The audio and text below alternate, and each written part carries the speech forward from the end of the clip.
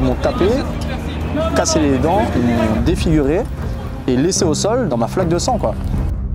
Ils savaient que ça venait d'eux, ces coups. Il n'y a personne qui a voulu assumer. C'est un mensonge de ce chef d'état-major à la police.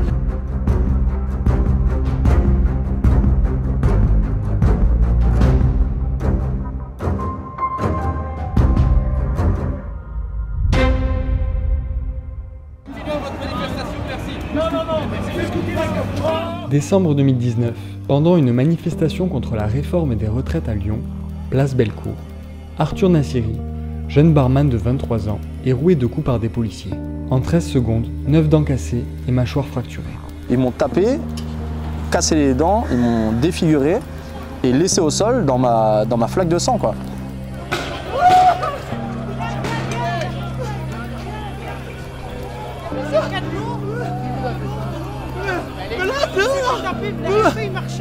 Depuis, le procès d'Arthur a été reporté 4 fois et la justice n'a toujours pas été rendue, même si 2 policiers sont mis en examen pour violence volontaire. Ça fait 2 ans et demi, j'ai aucune réponse. Aucune réponse, rien. C'est un truc de fou, j'ai aucun dédommagement, j'ai aucune réponse, j'ai aucun procès, j'ai rien. On m'a pris, on m'a tabassé, on m'a laissé au sol, merci, au revoir. Ils n'ont pas assumé, ils l'ont pas dit à la radio.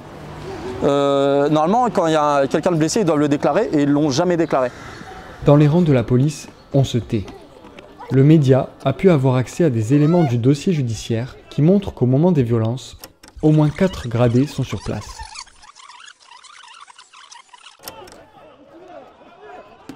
Comme ce commandant de la BAC. Plusieurs d'entre eux sont interrogés par l'IGPN. Les effectifs placés sous votre autorité vous ont-ils rendu compte de ce qui s'était passé avec M. Nassiri? Non, et ça ne me satisfait pas. Avez-vous pu identifier quels fonctionnaires sont impliqués dans ces faits? Il y avait à proximité le commandant B. Il a assisté aux faits directement, comme on le voit sur la vidéo. Je ne sais pas ce qu'il a fait concernant ce manifestant. Il n'a pas fait remonter lui non plus cette information. Le commandant B, présent juste à côté d'Arthur, qui est même projeté sur lui, ne fait aucun signalement non plus. Pour quelle raison ne pas avoir rendu compte immédiatement ou ultérieurement au directeur du service d'ordre ou à votre hiérarchie? Cette intervention était le fait des fonctionnaires de la BAC et je n'ai pas autorité sur eux, et aussi parce qu'il y avait TI 900 à proximité. TI 900, c'est lui, le commissaire divisionnaire Picot, responsable du service d'ordre sur le terrain ce jour-là. Tous les officiers soulignent sa responsabilité. Et pour cause, il échange clairement avec Arthur.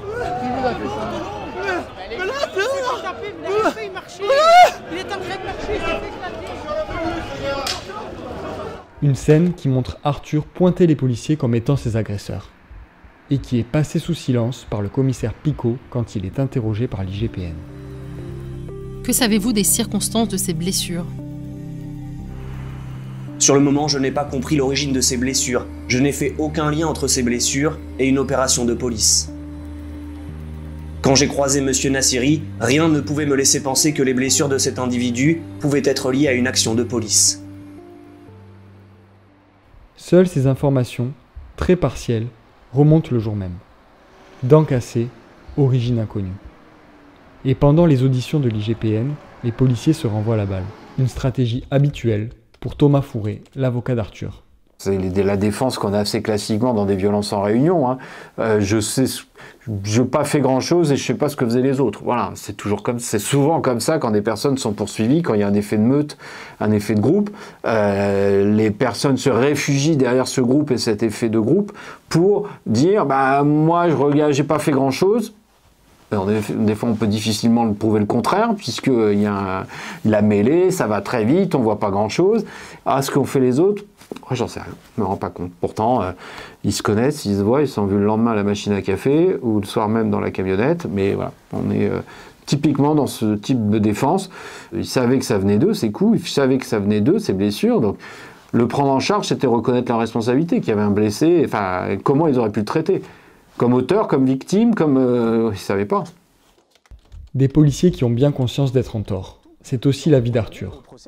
Mon sentiment, je pense que c'est un mec qui m'a attrapé et que ses autres collègues, ils ont suivi comme une meute. Donc ils m'ont tapé pour suivre leurs collègues.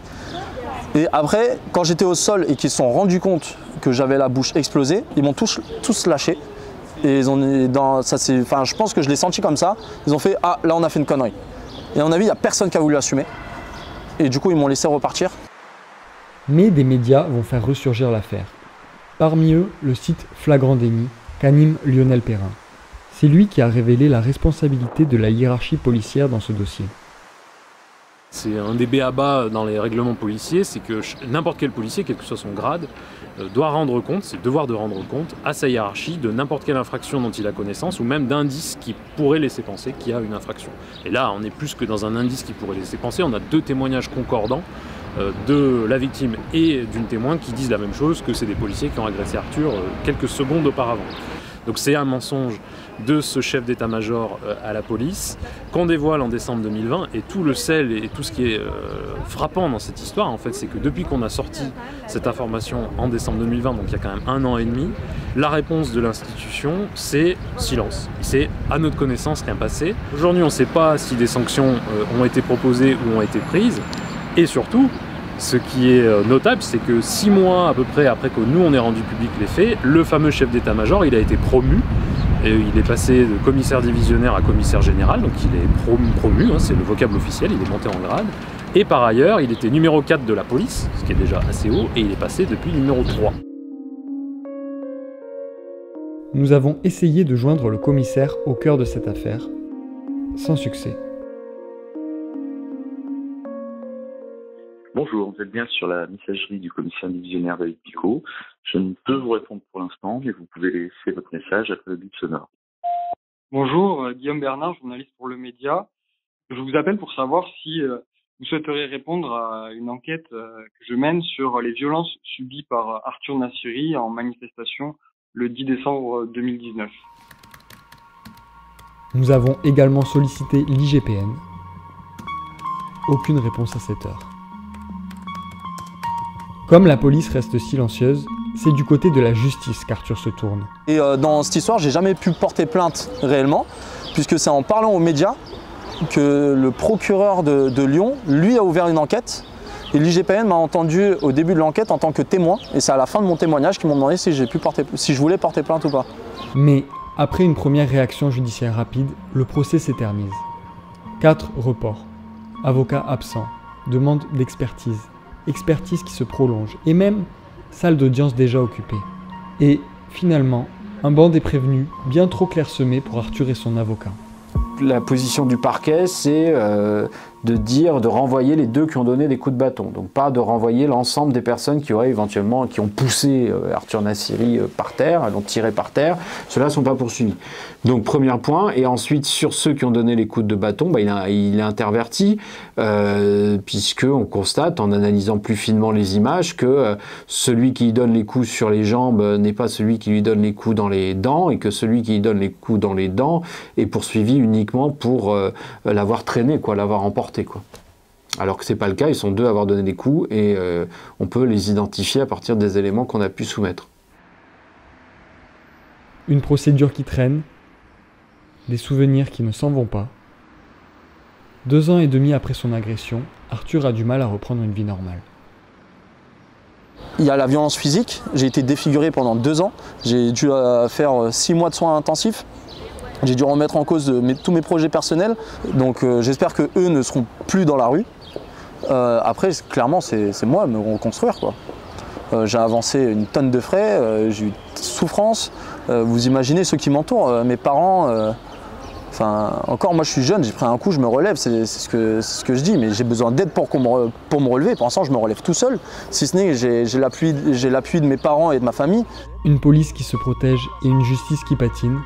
Arthur Nassiri garde cependant espoir d'obtenir réparation lors de sa prochaine audience, prévue le 22 septembre 2022.